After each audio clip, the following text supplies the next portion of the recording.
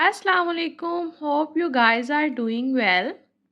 आज का हमारा टॉपिक है structure and function of the cell. इसका क्या मतलब है कि हमने जैसे कि पढ़ा था कि सेल जो है वो बेसिक यूनिट ऑफ लाइफ है, लेकिन उसका स्ट्रक्चर क्या होता है, वो कैसा दिखता है, उसमें क्या क्या मज़ीद चीज़ें होती हैं, किन चीज़ों से सेल बना होता है और कैसे वो अपना फंक्शन परफॉर्म करता है हमारी बॉडी में। हम आज ये पढ़ेंगे structure and function of the cell. अच्छा जी, सबसे पहले ये सेल है। सपोज दैट ये सेल है, तो इसमें सबसे पहले तीन मेन चीज़ें हैं, तीन बेसिक चीज़ें हैं। एक तो ये बाहर जो मेम्ब्रेन बनी हुई है, दैट इज सेल मेम्ब्रेन। ये सबसे बेसिक चीज़ है। सेल मेम्ब्रेन के बाद ये अंदर ये सारी जो स्पेस है, दैट इज कॉल्ड साइटोप्लाज्म। ये बेसिक चीज़ है। और उसके बाद न्यूक्लियस। किसी भी सेल में तीन ये मेन चीज़ें हैं। अच्छा, बाद में हम एक और चीज़ पढ़ेंगे कि कुछ ऑर्गेनिजम्स ऐसे हैं जिनमें ट्रू न्यूक्लियस प्रेजेंट नहीं होता, लेकिन कुछ होते हैं जिनमें ट्रू न्यूक्लियस होता है। वो चीज़ें बाद में पढ़ेंगे, लेकिन जिनमें न्यूक्लियस प्रेजेंट है उनमें बेसिक चीज़ें ये हैं, एक साइटोप्लाज्म, सेल मेम्ब्रेन और न्यूक्लियस। अच्छा, सेल के अंदर जितनी भी और चीज़ें प्रेजेंट हैं उनको ऑर्गेनेलिस बोलेंगे और वन बाय वन हम सारी ऑर्गेनेलिस को पढ़ेंगे। सबसे पहले साइटोप्लाज्म को पढ़ते हैं। साइटोप्लाज्म ये अंदर जितना भी ये है, ये इसको साइटोप्लाज्म कहते हैं। जो बेस है ना, वो साइटोप्लाज्म है। साइटोप्लाज्म क्या है कि जेली लाइक है। जेली लाइक है और ये सेल को शेप प्रोवाइड करता है। अब जो अंदर जेली लाइक सा आप कह लें कि मटेरियल है, मिक्सचर है, जो भी कहें, वो अगर इस शेप का होगा तो सेल की शेप ये होगी। अगर वो इस शेप का है तो सेल की शेप ये होगी। तो वो जेली लाइक जो अंदर फ्लूइड है वो ही साइटोप्लाज्म है और वो ही सेल को शेप प्रोवाइड करता है। उसके बाद ये है कि different reactions takes place here. इसके अंदर ही सारी ऑर्गेनेलिस हैं। बाकी जो हम आगे नेक्स्ट पढ़ेंगे, तो जितने भी रिएक्शंस हैं वो इधर ही हो रहे हैं साइटोप्लाज्म में। ठीक है। प्रोटीन फॉर्मेशन, जो प्रोटीन बन रही है, सेल्स जो प्रोटीन बना रहे हैं वो इधर बन रही है।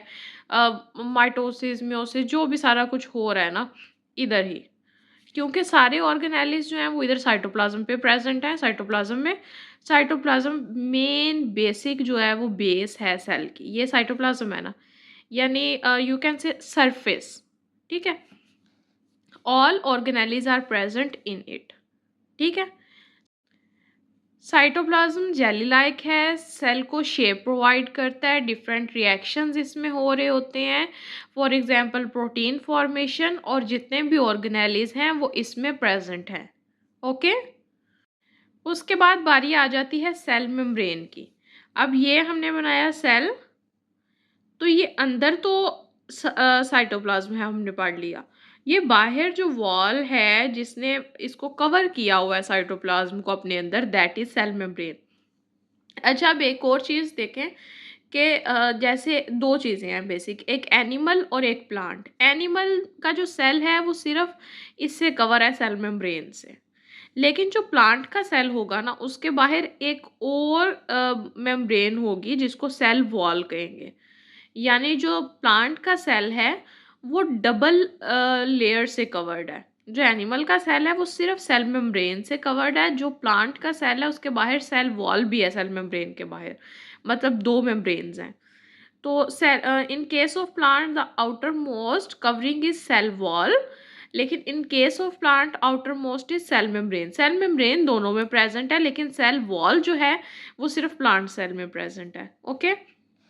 सेल मेम्ब्रेन की बात करें तो सेल मेम्ब्रेन जो है वो सेमी परमिएबल है।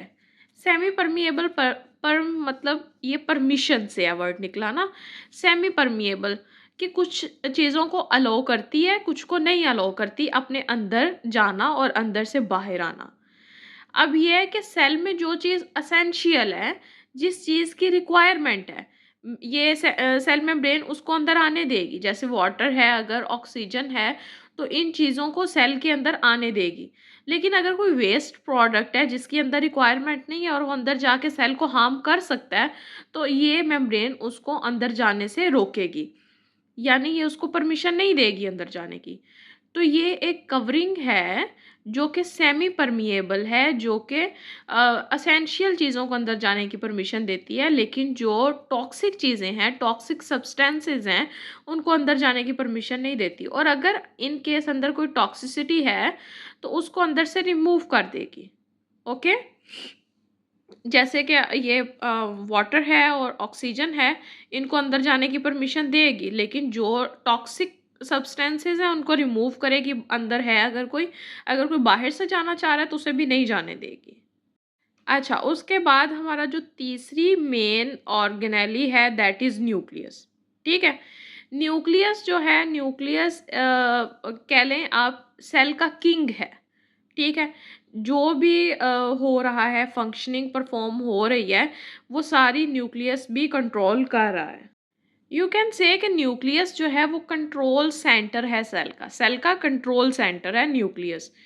न्यूक्लियस जो है वो न्यूक्लियर इन्वेलप से सराउंडेड होता है। मतलब जैसे सेल के बाहर सेल मेम्ब्रेन है ना, तो न्यूक्लियस भी न्यूक्लियर इन्वेलप से सराउंड हुआ होता है।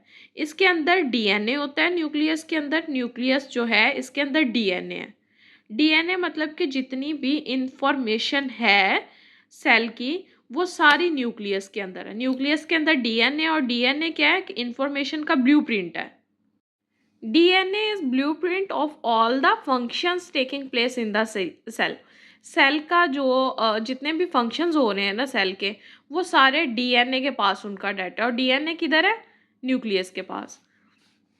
It is control centre of cell. ये हमने ऑलरेडी डिस्कस कर लिया है कि जितनी भी सेल की एक्टिविटीज़ हैं वो कंट्रोल कर रहा है न्यूक्लियस। जैसे कि सेल की अगर ग्रोथ होनी है, डेवलपमेंट होनी है, सेल ने सरवाइव करना है या नहीं, या सेल ने आगे से अपनी कॉपीज बनानी है, जो भी करना है, सेल का सारा कंट्रोल जो है वो न्यूक्लियस के पास है। उसके बाद अगली चीज़ आ गई कि जो न्यूक्लियस है ना, उसके अंदर एक न्यूक्लियोलस भी है। ठीक है, न्यूक्लियोलस जो है वो राइबोसोम्स बनाता है। अब राइबोसोम जो है ना, राइबोसोम भी एक ऑर्गेनेली है सेल की। ये सेल है ना, तो इसके अंदर राइबोसोम्स भी प्रेजेंट है। राइबोसोम जो है वो ग्रैनुलर स्ट्रक्चर है और ये ऑर्गेनेली है।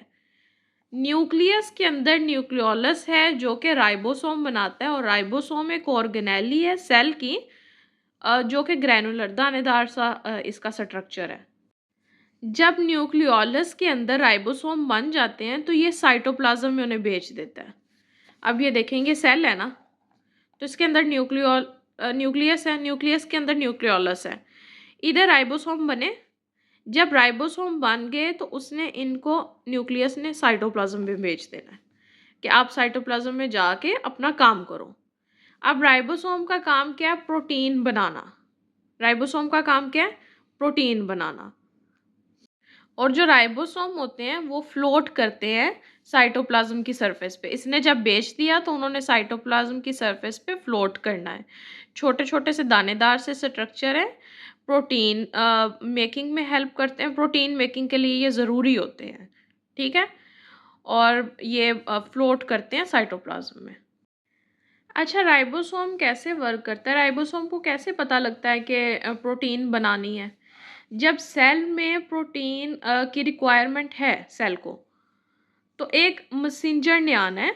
वो हम आगे जाके पढ़ेंगे जब मैसेंजर आरएनए की टाइप्स।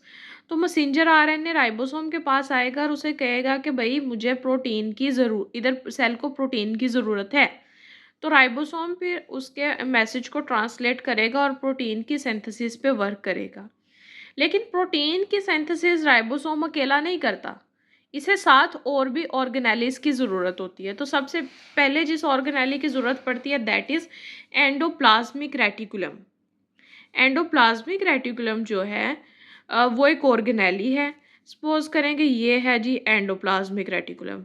मैंने एक वैसे ही ब्लॉक सा ड्रॉ किया है, स्क्रीन पे आपको एंडोप्लाज्मिक रेटिकुलम की डायग्राम शो हो रही होगी।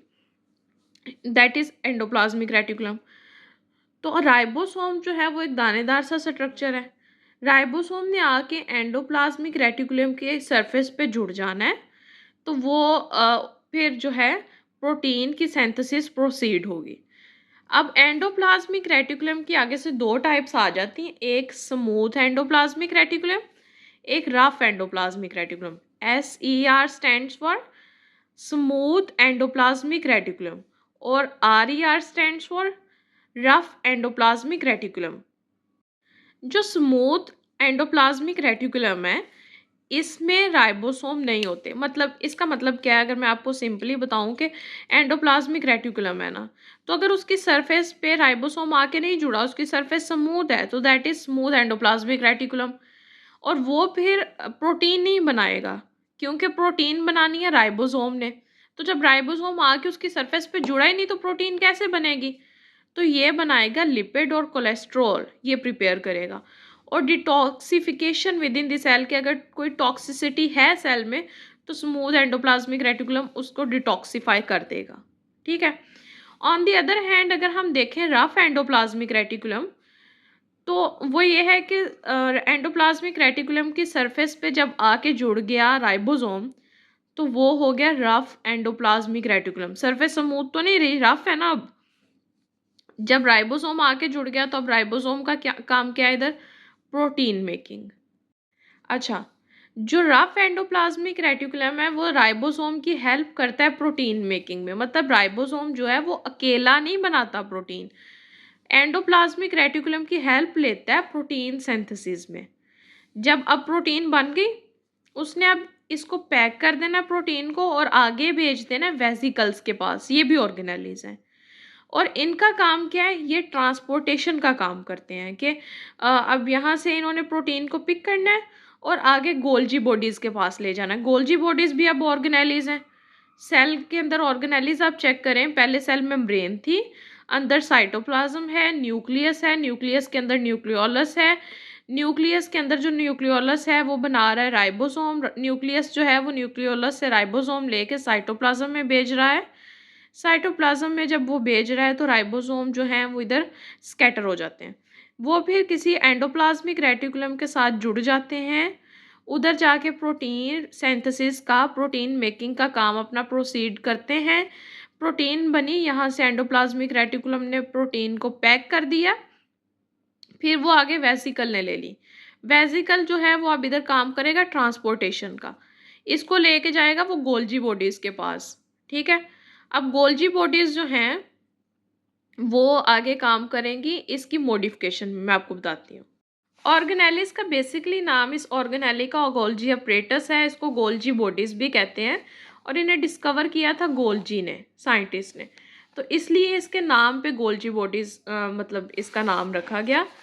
Receive protein from vesicles, Golgi body vesicles ने आके प्रोटीन इधर छोड़ देनी है गोल्जी बॉडीज़ के पास, और फिर गोल्जी बॉडीज़ ने इसे प्रॉपर शेप देनी है, जैसी मैसेज आया था राइबोसोम को कि इस तरह की शेप चाहिए। मतलब अब वो प्रोटीन के अंदर कोई लिपिड अगर ऐड करने की ज़रूरत है या कोई कार्बोहाइड्रेट कुछ भी ऐड करने की ज़रूरत है, तो गोल्जी बॉडीज़ ने ऐड करके उसको एक प्रॉपर शेप दे देनी है और प्रॉपर शेप दे के फिर वेसिकल को दे देना है और वेसिकल ने उसे वहाँ पहुँचा देना है जहाँ ज़रूरत थी।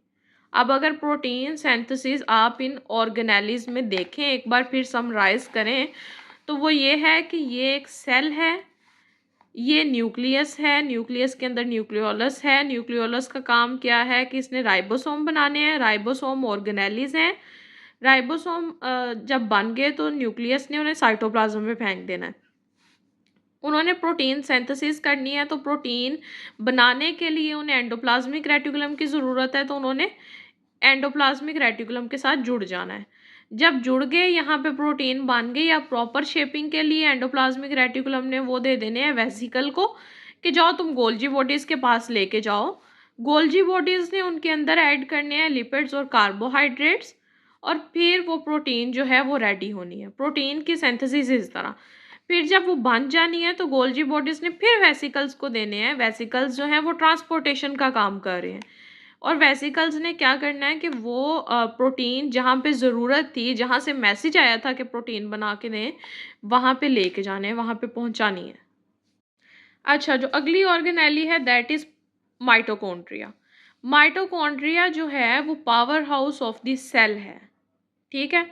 सेल को जो एनर्जी प्रोवाइड हो रही है वो माइटोकॉन्ड्रिया, जितनी भी फंक्शनिंग हो रही है वो एनर्जी के बगैर तो नहीं हो रही, जो भी काम हो रहा है एनर्जी के बगैर तो नहीं हो रहा, तो जो भी एनर्जी लग रही है वो माइटोकॉन्ड्रिया दे रहा है, और माइटोकॉन्ड्रिया के पास अपना डीएनए है। और जो सेल की रेस्पिरेशन हो रही है, सेलुलर रेस्पिरेशन हो रही है, उससे एनर्जी निकल रही है, यानी ग्लूकोज और ऑक्सीजन मिलके एटीपी निकाल रहे हैं, और साथ कार्बन डाइऑक्साइड ये एटीपी जो एनर्जी है वो है सेल की वर्किंग में यूज़ हो रही। तो mitochondria power house of the cell है, ये पूरे सेल को एनर्जी प्रोवाइड कर रहा है। ठीक है। अच्छा, उसके बाद आ गया लाइसोसोम। लाइसोसोम जो है वो digestive part of the cell है। इसके अंदर डाइजेस्टिव इंजाइम होते हैं। डाइजेस्टिव पार्ट मतलब जो डाइजेशन करता है, इसके अंदर डाइजेस्टिव इंजाइम होते हैं जो कि फूड का ब्रेक डाउन करते हैं। और ये जो लाइसोसोम है ये इन्वॉल्व होता है ऑटोफैगी और अपोप्टोसिस में। अच्छा, ऑटोफैगी क्या है? ये है सेल की नेचुरल डेथ। ठीक है, कि सेल अब वर्क नहीं कर रहा तो नेचुरली सेल की डेथ हो रही है। ठीक है।